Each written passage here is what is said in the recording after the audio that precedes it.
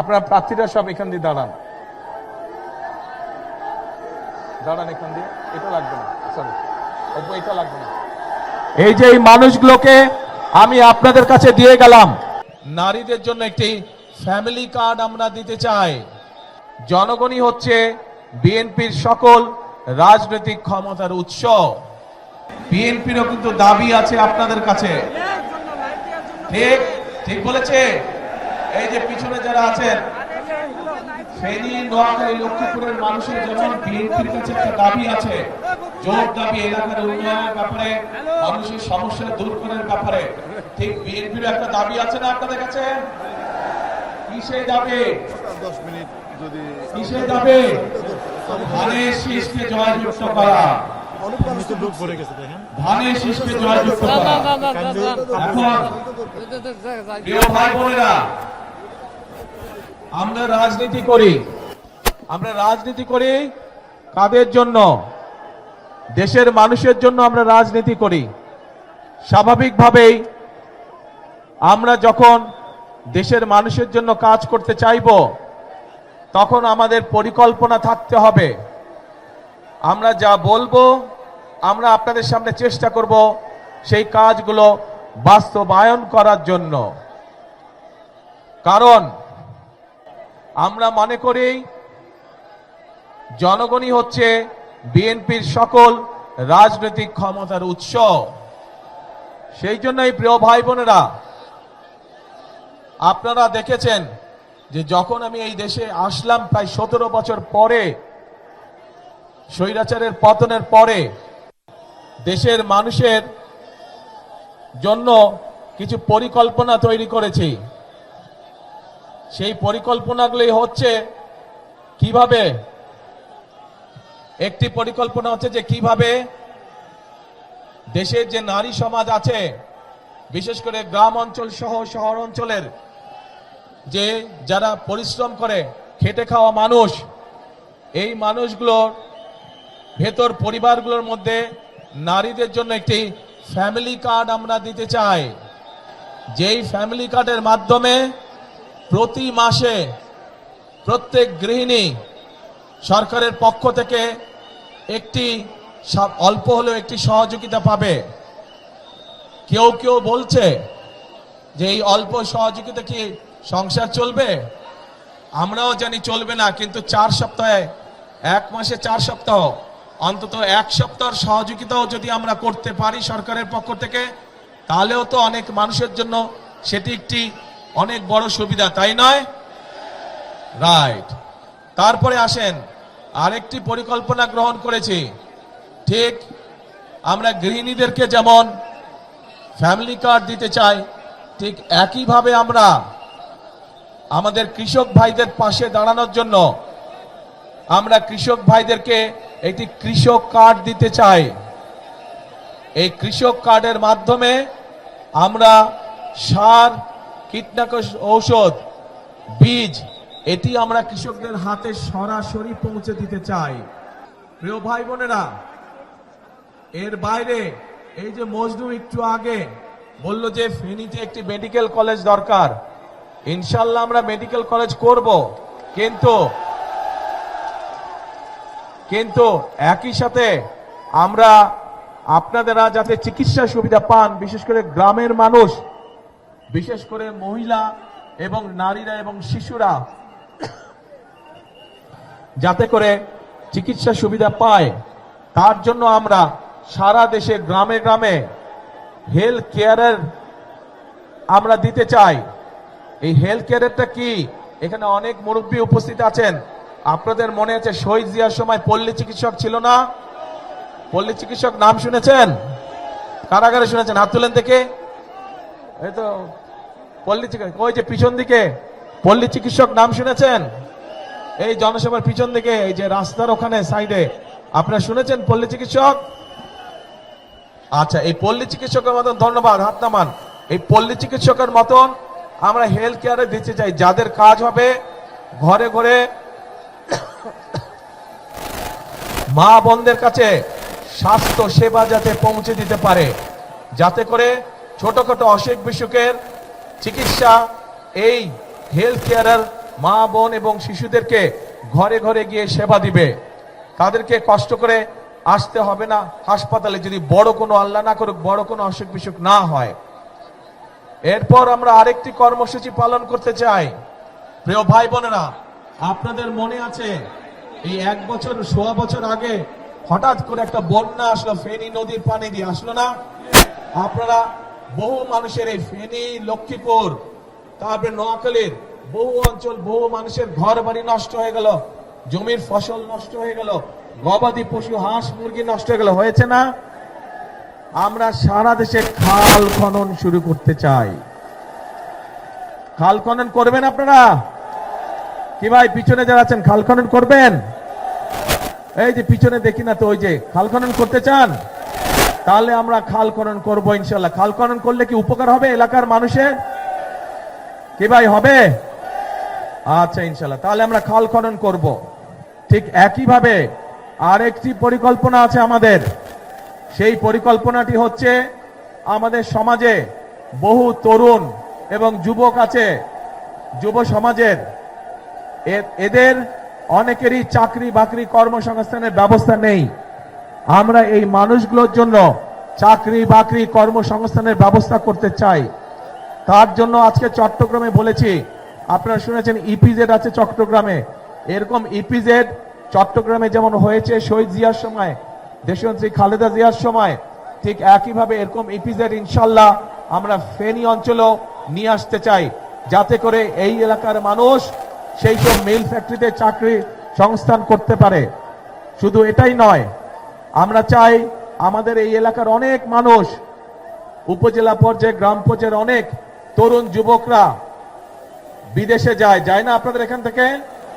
কিন্তু এই মানুষগুলোকে যদি একটু ট্রেনিং দেওয়া যায় বিভিন্ন বিষয় এবং ভাষা শিক্ষা দেওয়া যায়, তাহলে আপনাদের এই যে বিদেশে যান তার জন্য আরো ভালো বেতনের ব্যবস্থা করা যায়, ভালো বেতনের চাকরি আপনারা সংস্থান করতে পারবেন।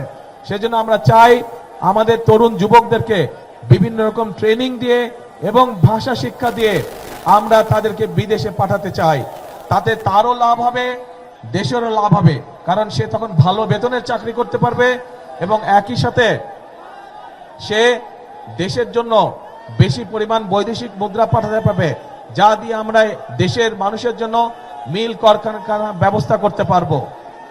প্রিয় ভাই বোনেরা, এই যে যেই পরিকল্পনাগুলো আপনাদের সামনে তুলে ধরলাম, এই পরিকল্পনাগুলো কি আপনারা মনে করেন এগুলো বাস্তবায়ন করতে পারলে দেশের মানুষের ভাগ্যের পরিবর্তন ঘটবে? কি মনে করে আপনার পরিকল্পনাগুলো ঠিক আছে? কি ভাই বোনেরা, পরিকল্পনা ঠিক আছে? আচ্ছা ঠিক আছে। তো পরিকল্পনা যদি এখন ঠিক থাকে, পরিকল্পনা যদি ঠিক থাকে, তাহলে এই পরিকল্পনা আস্তে আস্তে, কথা শুনতে হবে তো,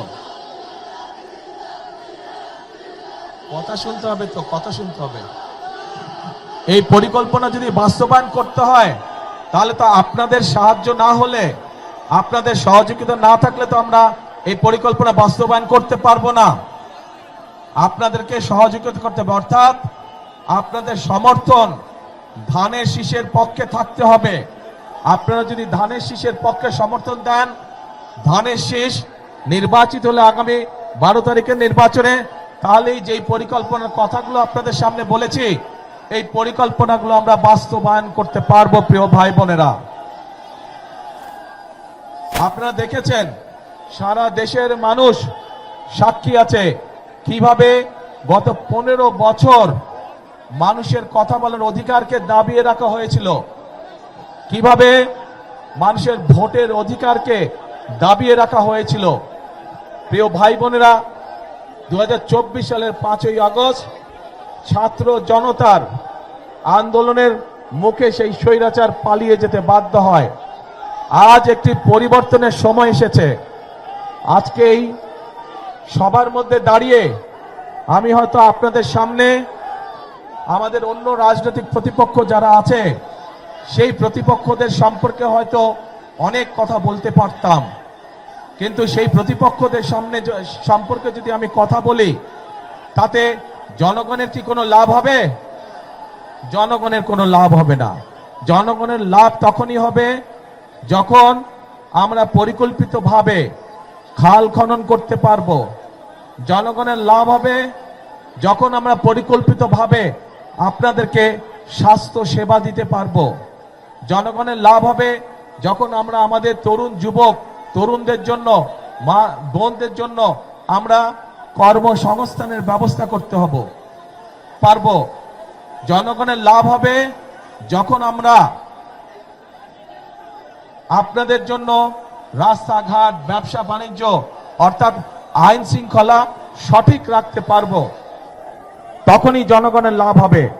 রাজনৈতিক প্রতিপক্ষ সম্পর্কে অনেক কথা বলা যায়, কিন্তু তাতে জনগণের লাভ কোনোই হবে না।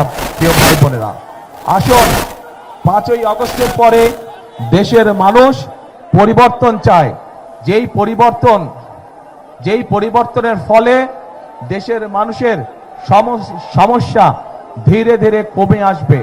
সেজন্যই আমাদেরকে পরিশ্রম করতে হবে, আমাদেরকে কাজ করতে হবে, আমাদের কৃষকদের ফসলের উৎপাদন বৃদ্ধি করতে হবে, আমাদের মা বোনদেরকে অর্থনৈতিকভাবে স্বাবলম্বী করতে হবে, আমাদের তরুণদের, যুবকদের কর্মসংস্থানের ব্যবস্থা করতে হবে। আমাদের মানুষরা, দেশের মানুষ যাতে নিরাপদে রাস্তাঘাটে চলাচল করতে পারে, নিরাপদে ব্যবসা বাণিজ্য করতে পারে, নিরাপদে চাকরি বাকরি করতে পারে, সেই জন্য আইন শৃঙ্খলা ব্যবস্থাকে কঠোর হস্তে নিয়ন্ত্রণ করতে হবে। আমাদেরকে জনগণের তখনই ভাগ্যের পরিবর্তন হবে। আমরা দেখেছি বিগত স্বৈরাচারের সময় কিভাবে এই দেশের জনগণের সম্পদ লুটপাট করে বিদেশে পাচার করে দেওয়া হয়েছিল। আমরা যে সকল পরিকল্পনা আপনাদেরকে যে বললাম, এগুলো আমরা তখনই বাস্তবায়ন করতে পারবো, এবং এইসব পরিকল্পনা জনগণের ভাগ্যের পরিবর্তন তখনই করতে পারবে যখন আমরা এই যে দুর্নীতির লাগাম টেনে ধরতে পারবো, তখনই আমরা এইসব পরিকল্পনা বাস্তবায়ন করতে পারবো। এবং এই সকল পরিকল্পনা বাস্তবায়ন করতে হলে, জনগণের জন্য আইন শৃঙ্খলা ব্যবস্থা কঠোর হস্তে নিয়ন্ত্রণ করতে হলে, দুর্নীতির লাগাম টেনে ধরতে হলে, প্রিয় ভাই বোনেরা, আপনাদেরকে আগামী 12 তারিখে ধানের শীষকে নির্বাচিত করতে হবে। কারণ যে পরিকল্পনার কথাগুলো আপনাদের সামনে আমি তুলে ধরলাম, এই পরিকল্পনাগুলো হচ্ছে ধানের শীষের পরিকল্পনা। আমরা অতীতেও দেখেছি যে ধানের শীষ যতবার দেশ পরিচালনার সুযোগ পেয়েছে, সেই শহীদ রাষ্ট্রপতি জিয়া রহমানের সময় দেখেছি, সেই দেশনেত্রী খালেদা জিয়ার সময় দেখেছি যে মানুষের ভাগ্যের পরিবর্তন ধীরে ধীরে হয়েছে। কাজেই ইনশাআল্লাহ আগামীতে আপনারা আবার ধানের শীষকে নির্বাচিত করলে, ধানের শীষ সরকার গঠনে সক্ষম হলে, আল্লাহর রহমতে আমরা আবার খালেদা জিয়ার রেখে যাওয়া কাজগুলো আমরা আবার চালু করব। শহীদ জিয়ার রেখে যাওয়া কর্মসূচিগুলো আমরা আবার চালু করব, যাতে করে দেশের মানুষের ভাগ্যের পরিবর্তন হয়। প্রিয় ভাই বোনেরা, কথা একটাই, একটু প্রথমেই বক্তব্যের বলেছে যে ফেনী, লক্ষ্মীপুর, নোয়াখালী এইখানকার মানুষের যেমন বিএনপির উপরে একটা হক বা দাবি আছে, ঠিক বিএনপিরও এই 3 জেলার মানুষের উপরে একটা হক বা দাবি আছে। কি সেই দাবি? ধানের শীষকে নির্বাচিত করা। কারণ এটা খালেদা জিয়ার এলাকা, খালেদা জিয়া এই এলাকার সন্তান, খালেদা জিয়া এই এলাকার মেয়ে। স্বাভাবিকভাবেই ধানের শীষ নির্বাচিত হলে খালেদা জিয়ার সম্মান বৃদ্ধি পাবে। এবং আমি মনে করি এই এলাকার মুরব্বী সহ, মা বোনেরা সহ, তরুণ যুবক সহ, তরুণরা সহ সকলেই তাদের এলাকার সন্তান খালেদা জিয়ার সম্মান আসমানের উপরে তুলে ধরবে ইনশাআল্লাহ। প্রিয় ভাই বোনেরা, আসুন 12 তারিখে আমরা গণতন্ত্রকে পুনঃপ্রতিষ্ঠিত করি। কারণ গণতন্ত্র যদি পুনঃপ্রতিষ্ঠিত হয়, দেশে যদি জবাবদিহিতা থাকে, যদি আপনার নির্বাচিত জনপ্রতিনিধি থাকে, তাহলেই একমাত্র এলাকার সমস্যার সমাধান করা সম্ভব হবে।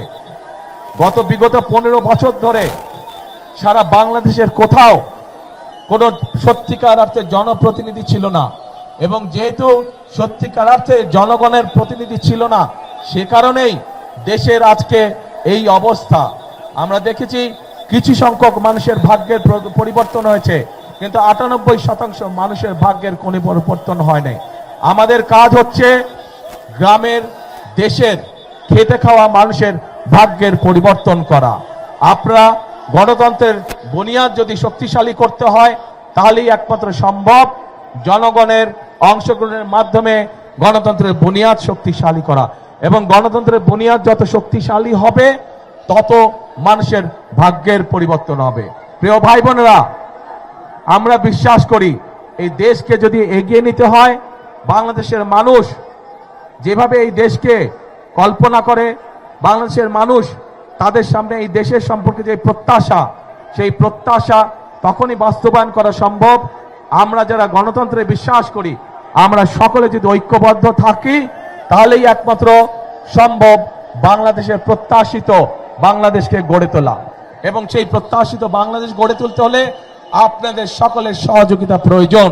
আপনাদের সহযোগিতাই একমাত্র পারে একটি সুন্দর ভবিষ্যৎ বাংলাদেশ গড়ে দিতে। সেজন্যই আমি সবসময় একটি কথা বলি, করব কাজ, কে করব কাজ, গড়ব দেশ, সবার আগে বাংলাদেশ। আবার বলি, করব কাজ, সবার আগে বাংলাদেশ। প্রিয় ভাই বোনেরা, এই যে এখানে দাঁড়ান তো, আপনারা সামনে আসেন সবাই, আপনারা প্রার্থীরা সব এখান দিয়ে দাঁড়ান, দাঁড়ান এখান দিয়ে, এটা লাগবে না, সরি এটা লাগবে না।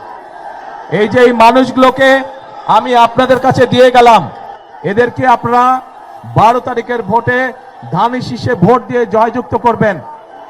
তাদেরকে জয়যুক্ত করলে তারা আপনাদের কাছে জবাবদিহি করতে বাধ্য থাকবে। এলাকার সমস্যার সমাধানের জন্য তাদের কাছে যাবেন, তাদের সাথে কথা বলবেন, তাদেরকে বলবেন এলাকার সমস্যার সমাধান করতে। বিএনপি ইনশাআল্লাহ জয়যুক্ত হলে, বিএনপি সরকার গঠন করলে এই এলাকার সমস্যার সমাধানের জন্য আমরা কাজগুলো শুরু করব।